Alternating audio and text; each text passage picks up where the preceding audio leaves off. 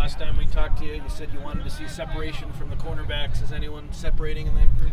It's still super competitive. Starting off, I think everyone's going to play, and we're going to give everyone the opportunity in the game. But it is starting to shape itself out more. How nice is this year where you're not playing in LSU? No shade against the first opponent, but it's almost like an extension of training camp a little bit. It allows you to do more things. You still got to take the opponent serious. And you have to keep these guys locked in. But hopefully we get a chance to play some of these young guys. Hopefully we get them in games early so we can see what they can do when we get into Big Ten games. Speaking of young guys, at this point, I know you talked about Alex Graham kind of standing out. Would you be confident? I know he's played at nickel. Would you be confident him stepping into the starting lineup right now, given that he is so young? Yeah, so he's been in there with the one some. We've put him in the slot. He's played some safety. He's a guy we're moving around, but yeah, we feel confident enough in him as far as trusting that he knows what to do, but also his ability that he can go out there with the ones. How does Kamari show his intelligence? He shows it just really by how he's taken it another step each year. This is his third year in the scheme, and I always tell guys it's kind of like math. Like if you go from algebra to algebra 1, now you're in algebra 2. There needs to be a progression, you know what I mean? And he progresses every single year. You're able to put more stuff on his plate. You see him understand the game more, so it's been cool just for me as a coach to sit back and kind of see it evolve. Jason has missed a little time. He has, yeah.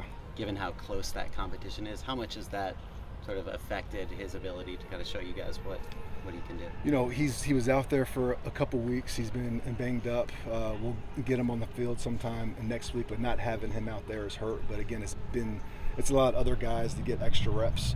But when we get him healthy, we need to get him caught up to speed. You mentioned Desmond's kind of safety background, yeah, helping him. But guys who play in space in high school, it doesn't always translate when they get in the box. What is it about him, and how do you know if that's going to work for a guy? When we put him at Mike in the spring, it was, of course, there's things that are new. There's a learning curve, but the one thing you didn't have to teach him was the instinctual stuff, and that's the stuff that I think has to come natural to a certain extent. And he has great instincts in the box. He sees things fast. He processes, and then all the other things you've just seen him getting better and better and better. Who are the defensive linemen in the middle who you still want to see what they have in terms of can they play against Big Ten opponents who still got something to prove? We still want to see Ja out there more. Keyshawn's done great, but again, he's been in and out, so just having him out there more, and a guy like Floyd. Floyd has flashed a lot, but with Floyd, it's just going to be consistency. You've had some practices at the Coliseum and others off-site. Just why is it important, especially for the younger guys, to get out of these four walls and into different environments? Just to see the stadium, to know what stretch is going to be like, to just get that feel. So you're not in that stadium for the first time on a game day. So we'll go through things like what's it going to be like for pregame, what's halftime going to be like, what's the locker room like, just so on a game day there's nothing new. So you do like the full routine? We do, yeah.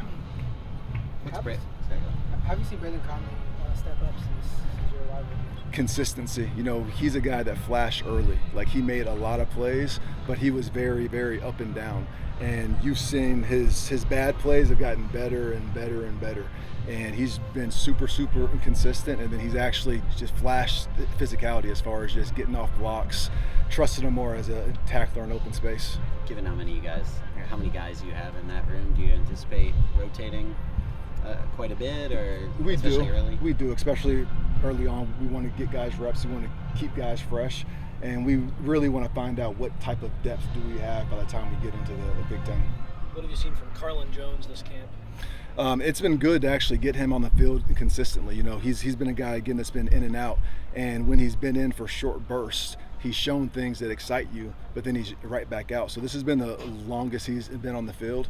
And, there was a little rust at first, but right now he's playing awesome. What have you seen from Jaden Ramos? He kind of stood out during the scrimmage. Yeah. What have you seen from him so far? He has a natural ability to get after the quarterback.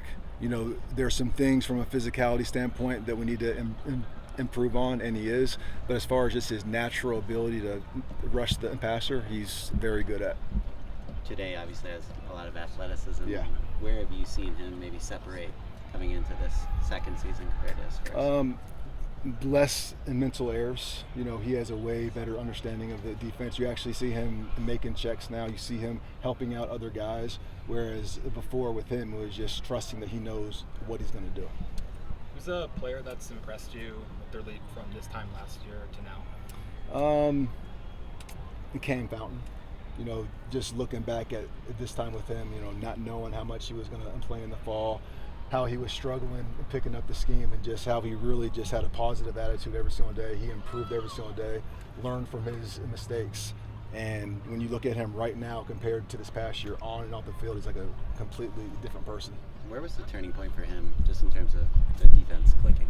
I think when we had to play him more in the fall, he went out there, and there's just something about being out there on game day where you just think less and you just play. And you're going to make mistakes, but just make them like full speed. When he goes out there for the first time and he's kind of swimming like that, Yeah. are you expecting mistakes at that point? Or are you thinking like you expect it as a coach? You know there's going to be mistakes, but again, it's about like how bad are those mistakes? Like, are those mistakes resulting in explosive plays? Like, how bad do they hurt the defense? Coach, it's your third year as a college defensive coordinator, third fall camp. How do you feel like you've improved as a coach in the 3 years? I feel like I've gotten a better understanding of the kids and how to teach the kids. You know, in the NFL, you're dealing with pros and you're trying to maximize each individual. When you get down here, you're really the foundation for everyone, and you have to assume that everyone in the room knows nothing. So I feel like each year I just get better and better as a teacher. Let's do one more. What have been your biggest takeaways from the offsite practices, especially the more recent ones? As far as just like preparedness, especially for like different environments, road environments. Yeah, I think just the more we can expose our guys to different environments outside of this, just the more comfortable they'll be.